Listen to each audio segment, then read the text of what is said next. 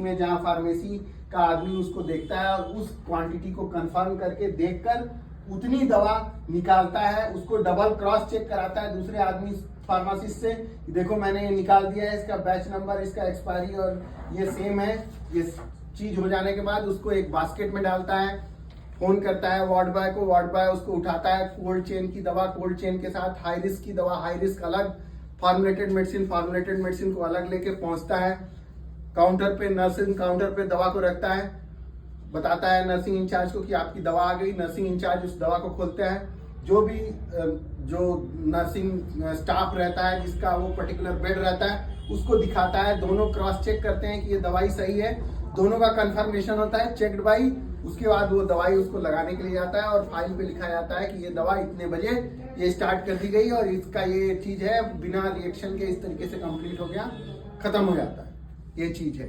तो ये प्रोसेस इस तरीके का है। उसमें जो दवाई है उसमें एक ग्लव्स का इस्तेमाल करना पड़ता है, एक डिस्पोवैन का इस्तेमाल करना पड़ता है, जो कि वहाँ के स्टोर में रखा हुआ है नर्सिंग इंचार्ज की अनुमति से। उसमें से वो ग्लव्स और वो सिरिंज निकाल ली जाती है, वो मरीज को लगा दी जाती है और उतना स्टॉक कम कर दिया जाता है। नाइट ड्यूटी में जो सिस्टर आती है इंचार्ज, वो सारी चीज देखती है, उसको लगता है कि इसमें से इतना कम है डिस्पोवैन, इतना जो है ग्लव्स कम है, उसको इंडेंट करती है, उसको सही से लिखती है, नर्सिंग इंचार्ज को अगले दिन हैंड ओवर देती है। नर्सिंग इंचार्ज बात करता है जो फार्मासिस्ट है जो वहां पहुंचा है, उसमें से देखने के बाद दोनों में बात होती है कि इतना स्टॉक 24 घंटे में खर्च हुआ है, वो उसको वापस रिप्लेस करता है।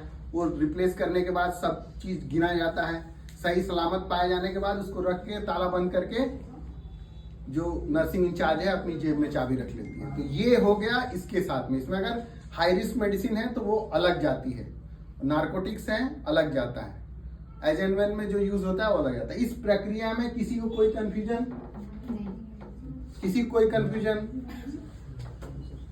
पूछ लीजिए। अब अभी है समय, मैंने सारा बात बता दिया कि इसमें किस तरीके का है, इसमें किस किस लेवल पर है। इसमें 3 लेयर चेकिंग का चीज है और इसमें नाइट ड्यूटी का भी ये है। सर रेनो से जो इंजेक्शन आता है वो भी तो हाई रिस्क है ना? हाँ हाई रिस्क है और कोल्ड चेन में भी ट्रांसपोर्ट होता है। स्टोर को जो हमारा सेंट्रल स्टोर है आपको मेंटेन करना है। जो 3 मंथ्स का हम लोग रिटर्न कर रहे हैं उसका रजिस्टर वो कल मांगेंगे आप सब। We will ask you for the last 6 months का मांगेंगे। 3 months का दिखा दो, नवंबर दिसंबर जनवरी का जो भी आप ड्रग्स रिप्लेस कर रहे हैं 3 months की, उसका लास्ट टाइम मांगा था उन्होंने, तो मांगेंगे कल आपसे।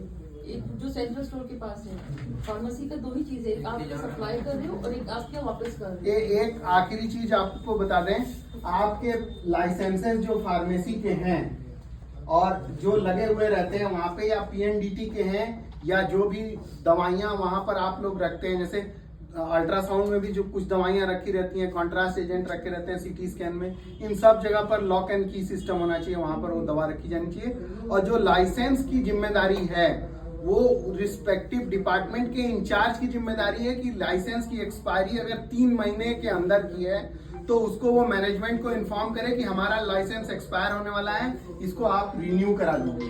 तो आपके भी जो लाइसेंस हैं उनमें अगर एक्सपायरी 3 महीने के अंदर आ गई है तो ये सब जो है जाना चाहिए आगे, ताकि ये हो। यही हाल उधर से भी है, पीएनडीटी से है, लैब से है, हर जगह से यही हाल है। पहले जाएगा ताकि उस पर इनिशिएशन उस तरीके से किया जा सके। ड्रग लाइसेंसेस की बात हो रही है, लाइसेंस अलग सब, ड्रग लाइसेंस और पीसीपीएनडीटी लाइसेंस वो सब, वो लाइसेंस नॉट द ड्रग्स, ठीक है, तो कंफ्यूज मत करना।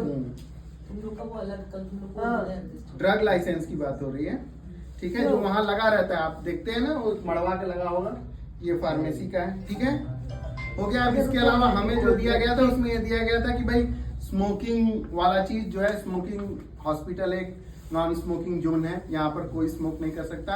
कभी ऐसा हो सकता है कि कोई पेशेंट हो जो स्मोकर हो, एडमिट हो जाए और बाद में वो चिल्लाने लगे कि जो है वो जो है उसको ड्रग विड्रॉल की वजह से कोई सिम्टम होता है, तो उसको डॉक्टर को इन्फॉर्म करना है, वैसी दवा देना है, निकोटीन च्युइंगम देना है और उसको पहले से बता देना है कि भैया ये नॉन स्मोकिंग जोन है, यहाँ पे स्मोक नहीं कर सकते। अगर कोई ला के बाहर से देता है तब भी। आपने देखा होगा एक बार किसी ने ला के एक को दिया था तो पेशेंट जो है वो बहुत जो है कस से हमसे डांट भी खाया था।